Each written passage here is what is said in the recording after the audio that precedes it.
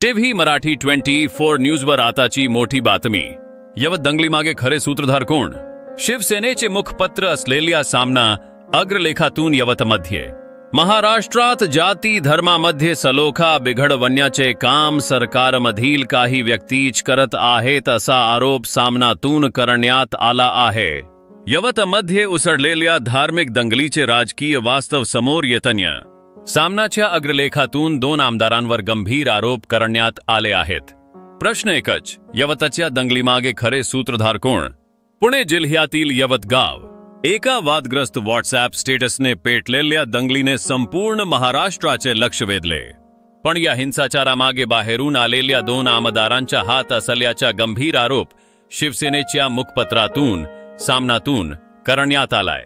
दंगलीनंतर झाडपोड, दगडफेक आणि सार्वजनिक मालमत्तेचे मोठे नुकसान झाले। पोलिसांनी वेळीच कठोर पावले उचलली, पण परिस्थिती आणखीच भडकवली गेली, तेही सरकारमधीलच काही नेत्यामुळे। मुख्यमंत्री देवेंद्र फडणवीस म्हणतात, बाहेरील व्यक्तीच्या स्टेटसमुळे तणाव निर्माण झाला आणि पोलिसांना लाठीमार करावा लागला। उपमुख्यमंत्री अजित पवार म्हणतात, हा शिव, शाहू, फुले, आंबेडकरांचा महाराष्ट्र आहे। आम्ही परिस्थितीवर लक्ष ठेवून आहोत, पण हे वक्तव्य चकित करणारं नाही का?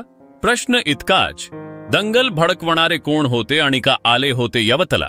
सामनाच्या म्हणण्यानुसार अजित पवार गटाचे आमदार जगताप आणि भाजपचे आमदार पडळकर यांनी लोकांना उघडपणे भडकवले।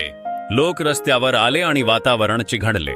राज्य सरकारमधील काहीच लोक जर शांततेचा भंग करत असतील तर हा कायद्याचे राज्य आहे की गोंधळाचे? राहुल कुल, पडळकर, जगताप हे खरोखर शांती स्थापनेसाठी आले होते का? सामनाचा थेट सवाल, शिव, शाहू, फुले, आंबेडकरांच्या महाराष्ट्रात जातीय सलोखा कोण बिघडवते? जवाब हवा लोकांना, महाराष्ट्राला आणि संविधानाला।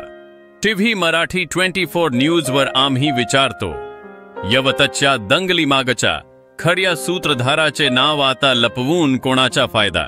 म्हणूनच वर्तमानाचा खरा चेहरा शोधा, बातमी मागचा सत्य उघडा।